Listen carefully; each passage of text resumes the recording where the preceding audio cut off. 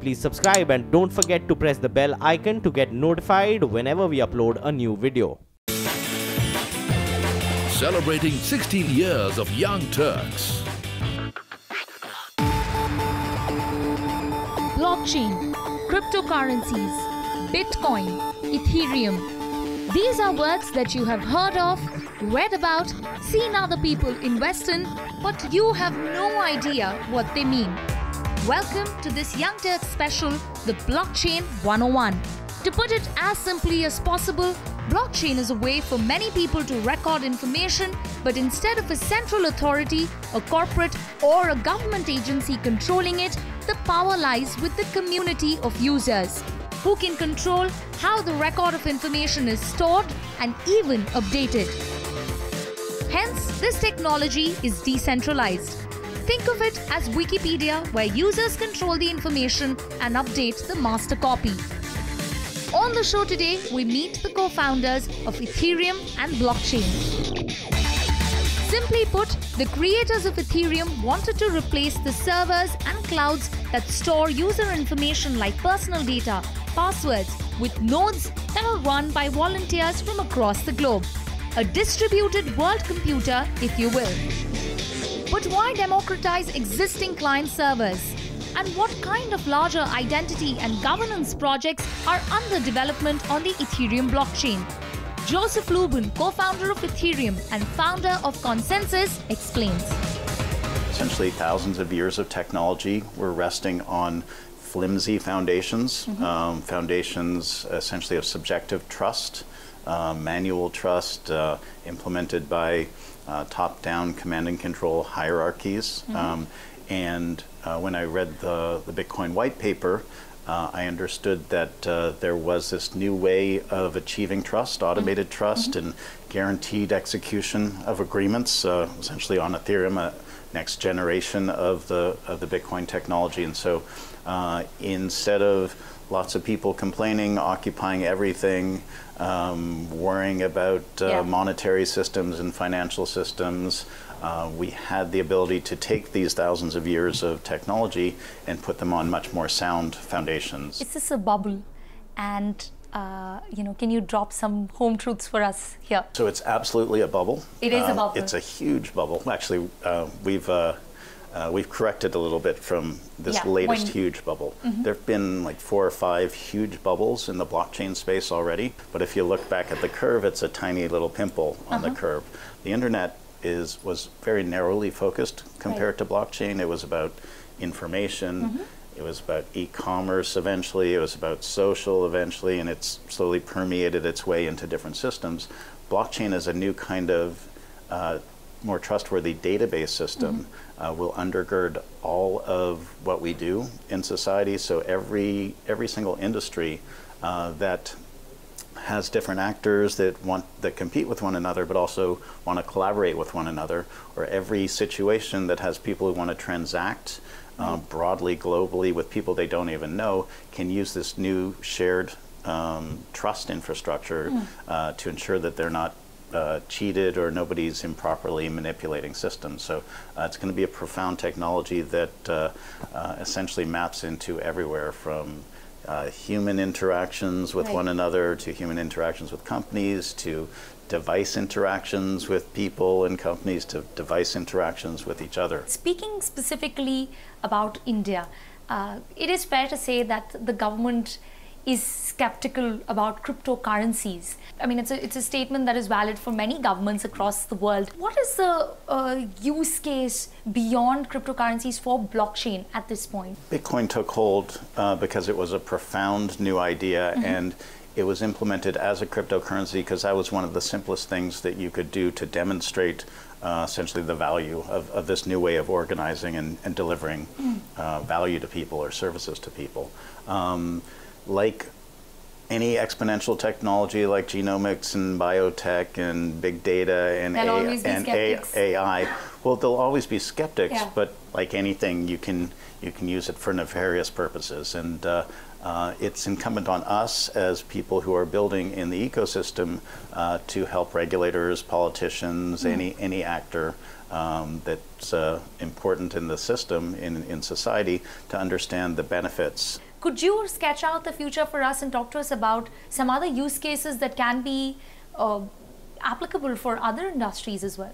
This technology will enable us to move from siloed infrastructure, where a company builds its own information systems for itself, to shared infrastructure, shared collaborative infrastructure as a foundational atomic unit. We're also going to see the advent of something called the Decentralized World Wide Web, essentially an evolution of the internet protocols to the web protocols to Web 3.0, where we have a more trustworthy infrastructure, where we have better control over our identity and personal information, and where we have ways of working together collectively to merge services or products in a network business model.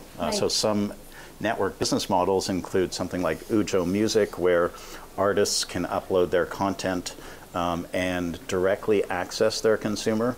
So the consumer can get licenses. They can be derivative works licenses or synchronization or public performance. They can get those licenses in real time and pay the artists and the collaborators in real time. Another example is the Civil News Network. It's for folks like me. For sustainable journalism, exactly. So, talk to us more about it. How does it work?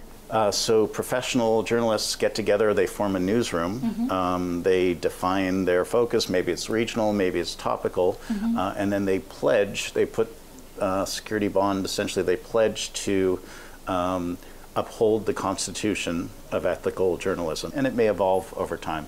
So if the patrons of these newsrooms feel that they're becoming unethical, then they can bump them off the system.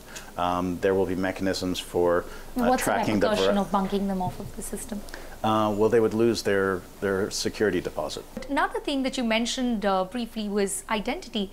And another application that you have developed is UPort, which is a decentralized network of where individuals can create their identities, and basically it negates the entire use of a username or password. Talk to us more about that. What is this decentralized identification network UPort about? Sure. So currently, the internet, as awesome as it is, as societally transforming as it is, it's broken. So it's broken because it never had a native identity construct, a way for us to represent ourselves, to share our personal information securely, but still control the use of that information. So various different companies have defined identity the way they want to define identity so that it serves them. So we spray aspects of our identity throughout the internet, gets stored on corporate servers, monetized, and not adequately secured, often by corporations, and the business models that have built up around that are essentially exploitative. And so that's a Web 2.0 structure. As we move towards the decentralized World Wide Web, we're going to control our identity from our side of the browser. Our aspects of identity will be encrypted, and they'll be selectively disclosable in situations we designate. And you can use it as the root of your identity. You can use it as a single sign-on for applications. It's a better way for an application to know about you rather than username and password. It's much more secure. And you can associate information with it, but you can also have identity providers in the world, legacy world identity providers like governments, like banks, attest that this identity on the blockchain has an account in good standing, or this identity is a citizen of a certain nation. We have applied this system in Zug in Switzerland. So it's being used now by citizens to access government services, and now just recently to vote in plebiscites. Aadhaar is a centralized system. It is. And UPort, something like UPort, that runs on this technologies, as you mentioned, an extremely decentralized system. So when it comes to security, how do the two compare? Nobody can control this identity.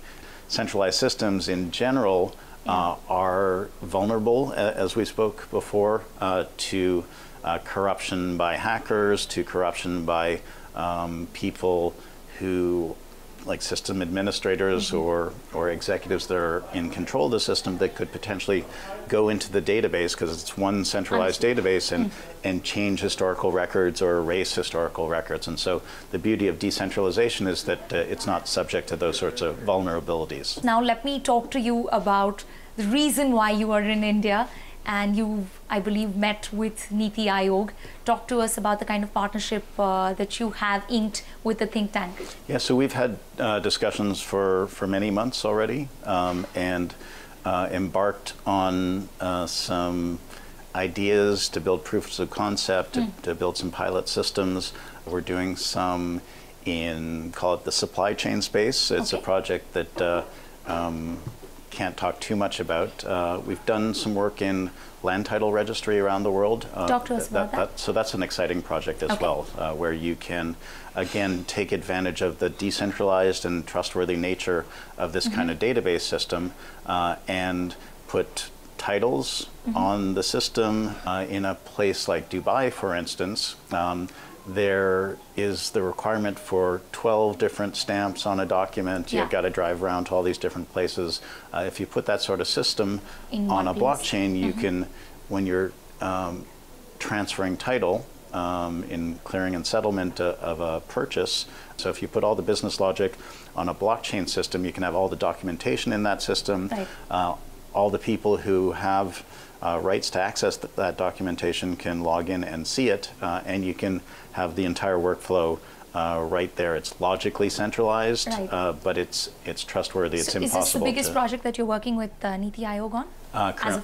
Currently it is. Okay. I'd like you to be as candid as you can be. What's your takeaway? How positive or how skeptical are they regarding this new technology? It's complicated.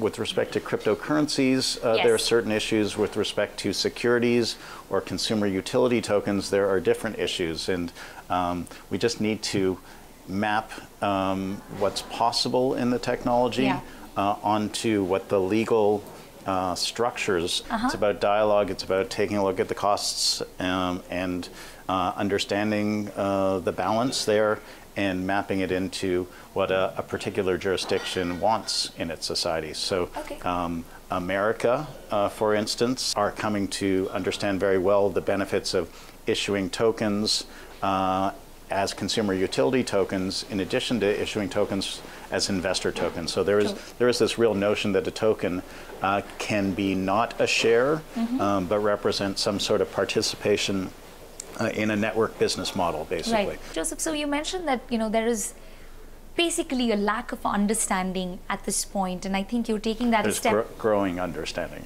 Growing understanding. So you're taking that a step further in India by tying up with IIT Delhi. Talk to us about that program as well. Absolutely.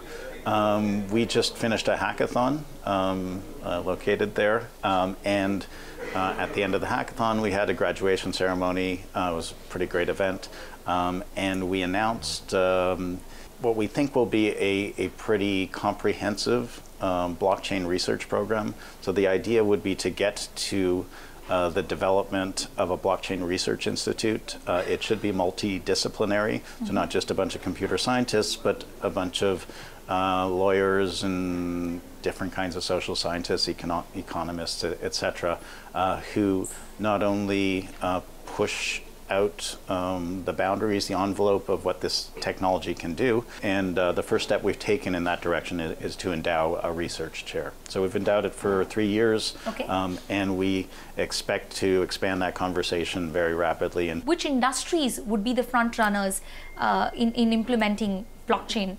So in industries like law, where we have project for legally enforceable blockchain-based agreements, or supply chain, where we're building out chains for different major institutions, which will turn into networks of supply chain management, in bounty systems, where we are essentially bringing people from around the world into our projects. So we're putting up bounties, defining the kind of work that they can do, and enabling them to help build out this infrastructure.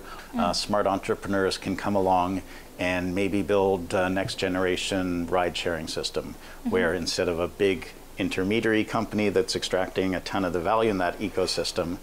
You stand up a system that has the benefit of this trust infrastructure. You can turn it into a network business model. You can create a token that represents the business logic of the system. You can sell that token to the people who use the system and the people who offer services into the system. Suddenly they own their own business. They're all contributing to the value of this network, and that sort of thing is likely to be disruptive and disintermediating. Well, I hope the entrepreneurs or the aspiring entrepreneurs are listening to everything that you just shared and now picking up on some business ideas. Thanks a lot for speaking to us. Thank you. The important thing to remember is we already have very thoughtful frameworks for dealing with anti-money laundering and KYC rules, and those things for financial services should be applied to digital currency exchanges that are handling people's custody of funds. Celebrating 16 years of Young Turks.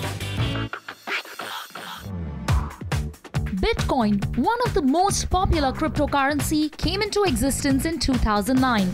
2 years later, Peter Smith, Ben Reeves and Nicholas Carey set up a software company and the namesake of the technology, blockchain, a cryptocurrency wallet with one mission: to build an open and accessible financial network.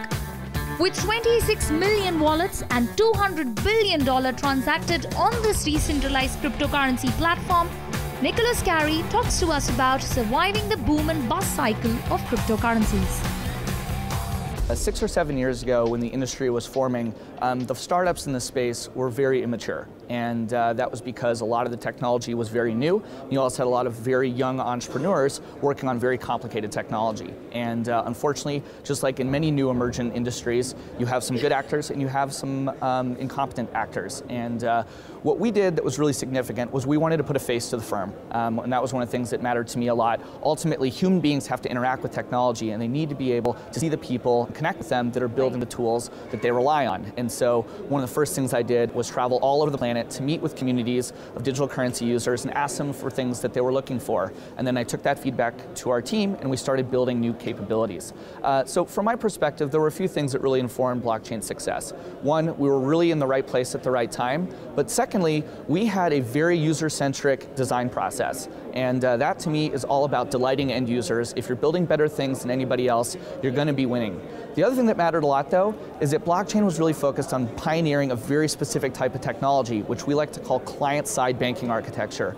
We build a wallet or a passport for you to store your precious information in, but we are non-custodial, which means my company does not have access to the value that's stored in the individual software and wallets that our users have. And that's significant because a lot of the firms that got compromised in the early days of our industry were stockpiling enormous amounts of value in a centralized entity, which increases the attack surface. And as they get more successful, they're also more likely to be breached. So one of the principles of blockchain technology is to disintermediate risk through distribution and decentralization. And we've always had that ethos in the way we approach our software development. So I know the frameworks are in place, and I know other governments and regulators around the globe have kind of taken this stance, at least at the beginning. But how does this compare to, say, markets like Japan that have easily accepted this and are actually betting big and riding on this growth? Yeah, so we've seen regulators take a lot of time in different jurisdictions to get comfortable with digital assets, and they exist on a spectrum. You've got things like digital currencies, you've got things like digital identifying property rights, personal identifying information, and all of these things are operating on varying protocols or different blockchains. You have public blockchains, hybrid blockchains, and private distributed ledger technologies. There's a lot of buzzwords, but the point is the technology is very real. It has the ability to broadly expand financial inclusion. It has the ability for us to bring incredible digital scale to financial services, and then also really interesting other use cases like bringing transparency to electoral processes, trade finance, how we exchange stocks and bonds, and hopefully one day personal identifying information. And the important thing to remember is we already have very thoughtful frameworks for dealing with anti-money laundering and KYC rules, and those things for financial services should be applied to digital currency exchanges that are handling people's custody of funds. And so we don't need new frameworks for thinking. We can apply the same rules,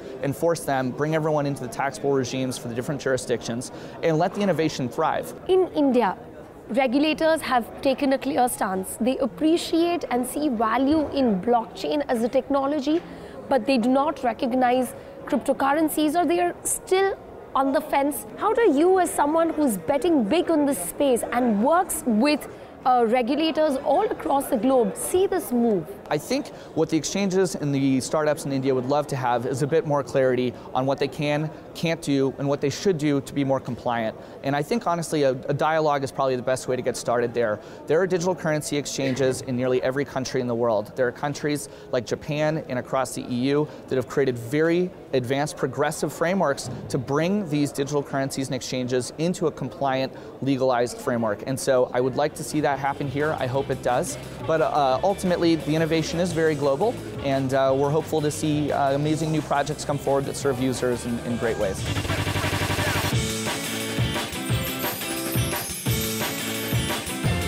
Celebrating 16 years of Young Turks.